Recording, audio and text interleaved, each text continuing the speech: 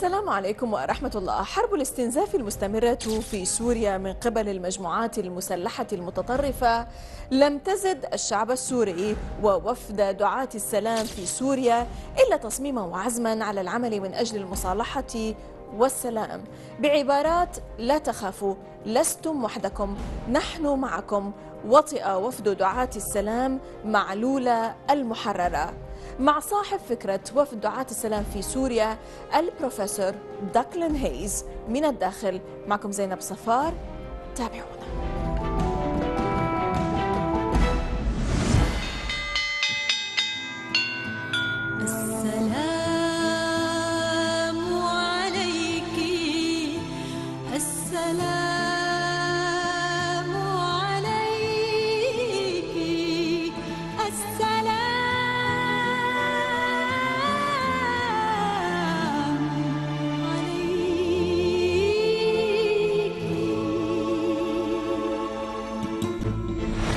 معلولة هي لفظة سريانية تعني المكان المرتفع ذا الهواء العليل.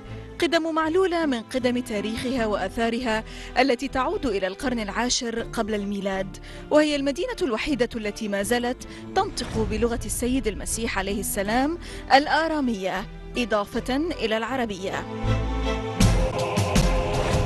المدينة التي شهدت على مرور السنين احتفالات عدة، منها عيد الصليب الذي يصادف في 14 من أيلول سبتمبر، وعيد القديسة تقلة في 24 من أيلول سبتمبر، وعيد القديس سركيس في 7 من تشرين الأول أكتوبر، حيث يتوافد الزوار من كل حدب وصوب لإحياء هذه المناسبات. معلولة دائما تكون نقطة الملتقى بين الآتين من أوروبا والعالم وأهل البلد في سوريا وأقطار عدة في المنطقة العربية. من الناحية العمرانية بيوت بلدة معلولة تتميز بارتفاع بعضها فوق بعض طبقات، بحيث لا تعلو الطبقة الواحدة منها أكثر من ارتفاع بيت واحد، لتتحول بذلك سطوح المنازل إلى أروقة ومعابر لما فوقها من بيوت، لتكون ذات طابع متميز وفريد. إلا أن الاضطرابات الأخيرة التي عصفت بسوريا أدت إلى وقوع المدينة في براثن عناصر متطرفين تكفيريين غيروا معالمها وشوهوها ودمروا تاريخها وثقافتها وحضارتها. فإيش تترجى من هيك أمي تقدر تعيش مع هيك بشر وتضل بهالبلد؟ ما دام هن موجودين على أرض السورية راح 3/4 الشعب المسيحي والمسلم يهاجر من هون، مو بس المسيحي. في نيسان أبريل معلولة تحررت من قبضة التطرف بتضحيات كبيرة ودماء روت تراب وحجارة المدينة لتكرس تعايشا بتنا نفتقده في اتجاهات وأماكن عدة. أستاذ الموارد المالية في جامعة ساوثمبتن في بريطانيا، المؤلف وصاحب فكرة وفد دعاة السلام إلى سوريا البروفيسور دكلن هايز، كيف يصف مدينة معلولة بعد تحريرها والتخريب المتعمد للآثار والكنائس هناك، وما رد فعله على استهداف الصحفيين في مناطق النزاع وتعمد قتلهم، وكيف يصف من خلال مشاهداته معنويات الشعب السوري بكل أطيافه تجاه حرب الاستنزاف ضد سوريا.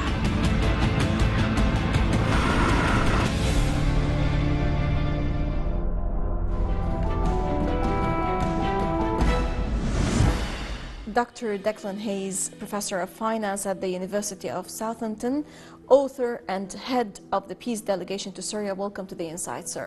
It's a pleasure to be here, and it was a pleasure to spend a lot of time in Syria and with the Syrian people. It's our pleasure, sir, to host you. Well, first of all, allow us here to speak about your visit to Syria. First of all, you came with the idea of the Peace Delegation to Syria. Who is the Peace Delegation and how did you come up with the idea? Well, we had done some other work in England where I am based, and other people have been working in Pakistan, Australia, Iran and some countries in the West. And we decided that we had to do something together.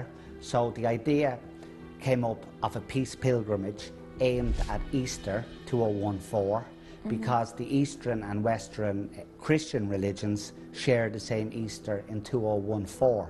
Now, the pilgrimage was a success. So success has many fathers, and this certainly has. And the most successful groups in that delegation were the people from Iran and the people from Australia and Pakistan. And together we all made it a big success.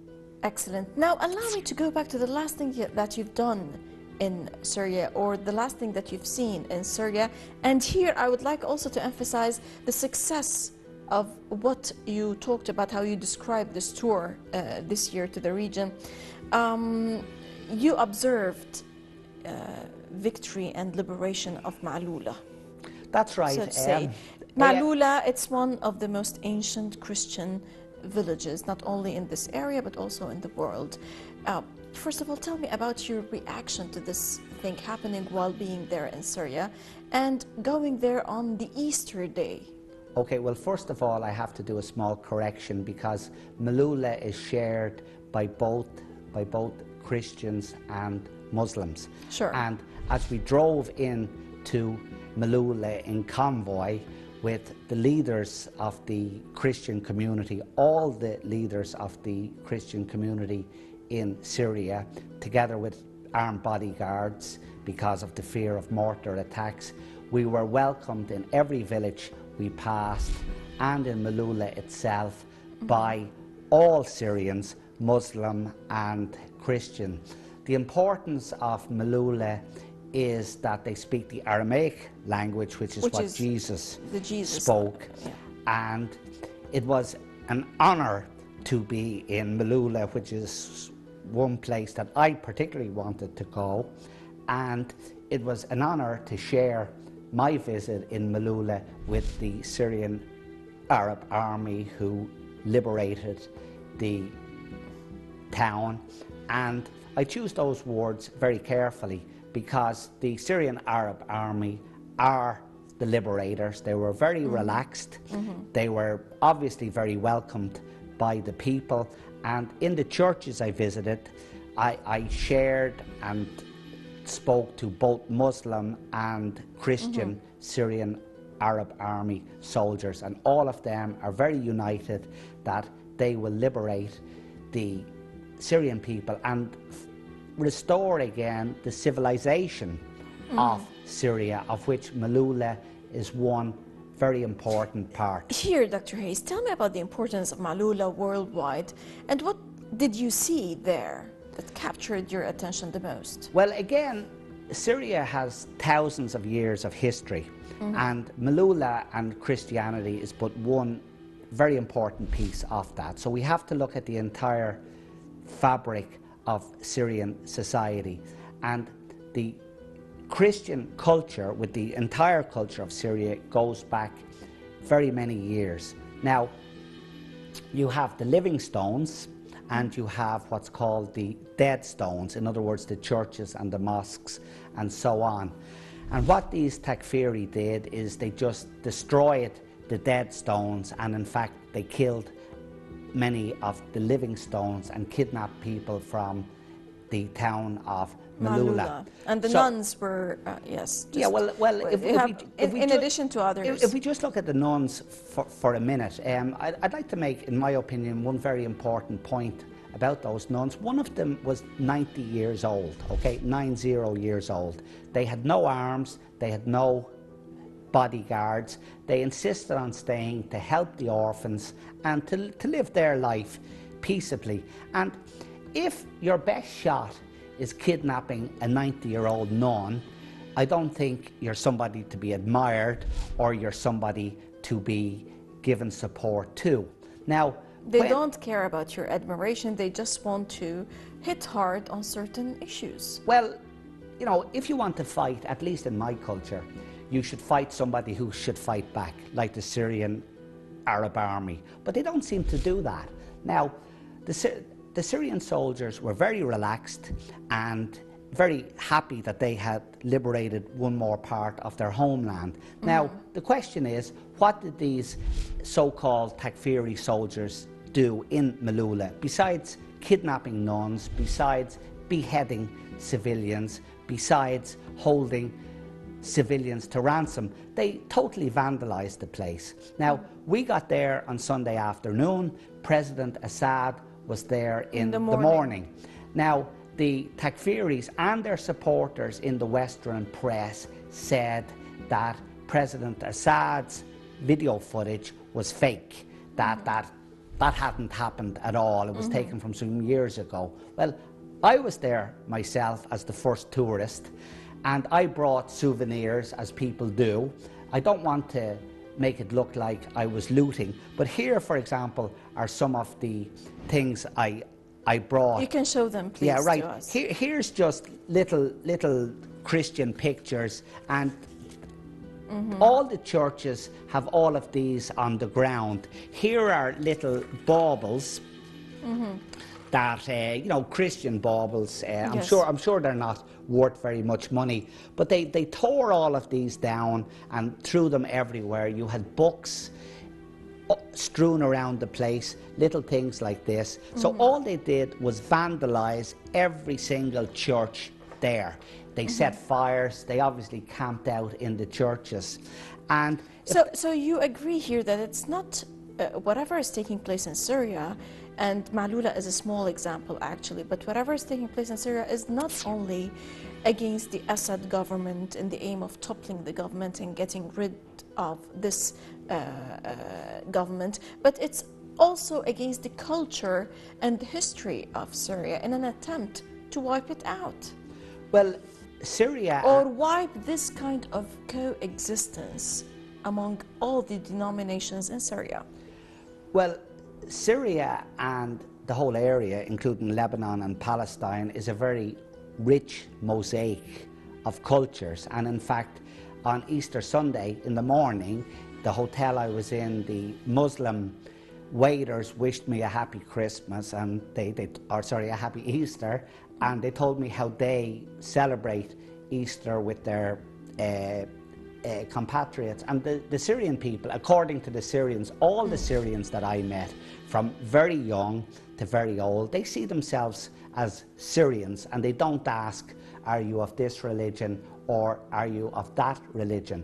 Now, if you take Syrian food as an example, it's very wide, it's very diverse, it's very rich in history. And these Takfiris are just coming in trying to destroy all of it, to destroy the social tissue of Syria.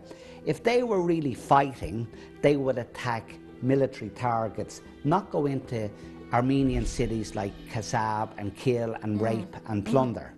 But what they're trying to do, it's something that has never worked, at least in recent history, is to terrorize people into surrender. Now, I think, for what it's worth, the people who do this destruction in places like Malula and Kasab, I think they're mindless, they're stupid, but the people behind them, the people controlling the strings, perhaps from Israel, perhaps from Turkey, France, Britain and the USA, they are not stupid people. They are on a mission of total destruction. Not just total destruction, but also engaging Syria perhaps to a certain extent in this war of attrition.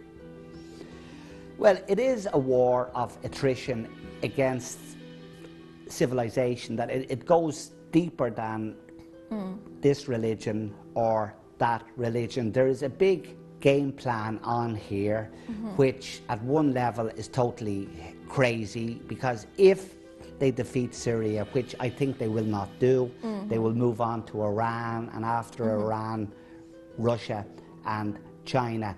And the problem people like you and me make is, and the waiters and many of the Syrian people I spoke to, is we share certain tenets of human decency.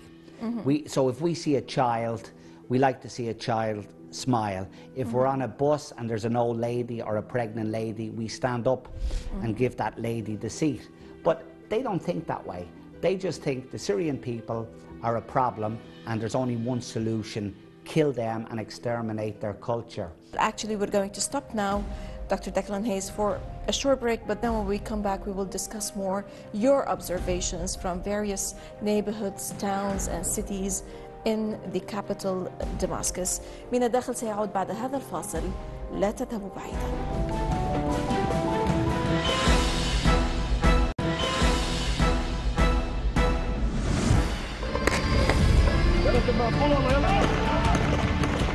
رئيس وفد دعاة السلام في سوريا الدكتور دكلن هايز كيف يصف معنويات الشعب السوري اليوم في ظل استمرار حرب الاستنزاف التي يمارسها المتمردون المسلحون، وخاصة إلقاء قذائف الهاون عشوائيا على ضواحي المدن يوميا. Well, I have to agree with you that those mortars are sent in aimlessly and they killed people within about 50 meters of where I was in the hotel, and speaking to various people who had suffered, sometimes the mortars rain down like confetti, and they are, in one sense, they are aimless. A bomb has no target. A bullet has a target, but a bomb, a mortar, does not. And what they are trying to do, they're trying to do at least two things with those mortars, which is a coward's weapon. Number one, they're trying to terrorize the people. And the second thing they're trying to do is to destroy the social fabric, so that you don't want to go out or whatever because a mortar might hit you. Now, when we were in Homs, as an example, we visited the site of a car bomb. And the place, what they do, it's an old trick, it's a dirty trick. They pick a narrow street and they place the car bomb goes off, kills some people, and then when ordinary human beings come out to help the injured, the second car bomb goes off. So it happened in Lebanon also. The same kind of method of trying to, you know, bomb one car and then another for those passers-by who come to help the others. Yes. To do, and actually, the no warning car bomb is a right-wing fascist tactic, because you are aiming at civilians deliberately.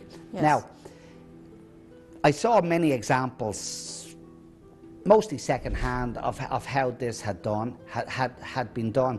And the question to me is, why do the West, why do they support these takfiris? I call them savages. Some people object to that word, but the word takfiri does not translate into... Yes. We will talk about this further, but how do you describe, from the way you talk to people, as you said, as you describe them in Syria, they are just a mosaic of fabric of the Syrian society. How do you describe the morale of the Syrians today in Syria from your observations? Well, on my first or second day, I went down to the old city and I had ice cream in the famous ice cream shop there, and a soldier was sitting beside me and he asked me, was I Russian? I said I wasn't. And we shared ice cream and we spoke, and he said his morale and the morale of the Syrian army is very high because they feel they're doing the right thing. And I thought that was the closest thing to the truth. He said it all in a nutshell. And anybody else I spoke to, they seemed to want the takfiris totally out of the picture for totally understandable reasons. Now, if I can just say one thing about these so-called takfiris, I regard them as savages. And I think it's very important for people to know they are not Muslims. Okay, I don't know what the background of their families were, but they are coming here on a mission of destruction. And all the Muslims and all the Christians I spoke to, anybody I met in Syria, and I met a lot of them, all of them would be haram to these takfiris, that if they did manage to capture Damascus, they would kill at least 1 million people in Damascus. And there's no way, in my opinion, that these takfiri savages can be related to Islam, one way or another. Or any form of civilization. Right. Now, your delegation, sir, called, upon your visit there, they called on the countries which has been sending and are still sending fighters and ammunition to Syria to hold these actions so as not to be part of and the reason for the suffering of the Syrian people and also the bloodshed of the innocent, indicating that The arming of the fighting groups is in violation of international law and does not give way to a peaceful solution. How is this resonating in the West? Well, the leaders of the West have a very nasty agenda. We can see that in Kasab at the moment, where Turkey and Turkey's allies are allowing the Takfiris flood into Kasab and slaughter all around. A few days ago, an English Takfiri was killed in Syria, and William Hague, the Foreign Minister of Britain, made an announcement that his death was very tragic. Now, in my opinion, the death of innocent Syrians, children, adults murdered in horrible ways by these Takfiris is much more sad than some English or Irish Takfiri coming here to kill innocent people. So, in my opinion, there is a disconnect between the leaders of the West, like William Hague, and the ordinary English, Irish, American, Australian people. 83 nationalities. Well, they're coming from everywhere. Somebody is organising all of that, and they do not speak for ordinary people of ordinary Muslims or anybody else. Nobody would want these people near them, and this is why it's a deeper problem than religion. It's a battle for civilization with the Syrian army at the spearhead. And to give you the simplest example, if you went up to a child, right, and often from the mouth of children wisdom comes, no child would like these Takfiris. They would say they are bad people, bad men. That's what a child would say. And if a child should understand it, the question is, why does William Hague, Mr. Obama, those people in Turkey, why are they supporting the murder of children, Syrian children, by bad men? And here, allow me to move on to something very important. It's not only the targeting of children or women, but at the same time, those people who are trying to divulge and to talk about what lies beneath in the Syrian ground. The journalists, for example, are being targeted, and just, while being there in Syria, you witnessed also the assassination, the killing of the Al-Manar TV crew, the three journalists. How did you read this, actually? How did you react to this? Especially, also in the media in the West, there is a kind of taking one side of the story and not listening to the other, and trying to, to shut up the other story. Well, I regard it like the mafia. I regard the Western read. If you've seen the movie The Godfather, I regard it like that. It's business, right? Now, if you go back to the Vietnam or any other wars, independent journalists caused a lot of problems for the warmongers. People like John McCain and people like John Kerry, who are central to this war and who are in part responsible for the murder of 3 million Vietnamese people, okay? Not to mention the 1 million in Iraq. Now, you have a hard war with the Syrian army on one side, that's 10% of it, and yet you have the soft war at the other side. So what these warmongers have done, John Kerry, John McCain and the rest of them, they have embedded many journalists as they did in Iraq.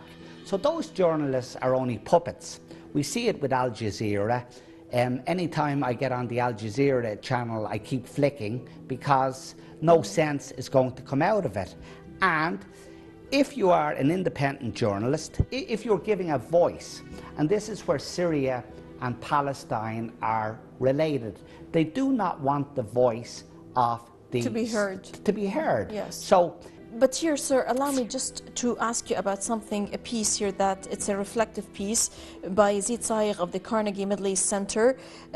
He notes that evidently the U.S. is not going to substantively increase its military opposition, and that Saudi Arabia similarly is constrained both by Jordanian unwillingness to facilitate military escalation across its territory and from American insistence on limitation of weapons supply. Nearly 3 years since Syria's army was called in to quell the country's popular uprising, and the Syrian army's superior training, organization and firepower are starting to translate into a decisive advantage. The regime has shored up its positions in the north and is in a good position to fend off rebels advancing from the south. And the author, Saich, continues, as John Brennan, director of the U.S. Central Intelligence Agency, said in a public talk in March 2014, Syria has a real army that is a large conventional military force with tremendous firepower. How do you read such a statement? Well, I'd be very suspicious of anything that comes from the USA, because the USA paints itself as a neutral power broker, and the USA is far from neutral. The USA is the power, the bully boy behind Israel and the Saudi Arabia and Turkey. So we have to be very careful whatever we get. But isn't it a kind of declaration of victory of the Assad government? Well, the Syrian army is certainly holding the line, but the Takfiris and the people behind them are into destroying the social tissue. So this war will go on for a very long time in one form or another form. In my opinion, what the Syrian army and the Syrian people have to do is they have to win the war, but they also have to win the peace. Mm-hmm. And I think the 90%, which is winning the peace, I think there has to be more focus on that. And in fact, we are starting to work on initiatives to bring civil society into Syria again. Right, Dr. Declan Hayes, Professor of Finance at the University of Southampton, author and head of the Peace Delegation to Syria. Many thanks indeed for joining us. Thanks. It was a pleasure to be here and a pleasure to be in Syria. Super, thank you, sir. إذا لقاء جديد في الأسبوع المقبل مع ضيف جديد وقضية جديدة ودائما من الداخل. للمزيد من التواصل بريدنا theinside@almayadeen.net وصفحتنا على الفيسبوك من الداخل. من كل فريق عمل من الداخل من كل الميادين. السلام عليكم ورحمة الله.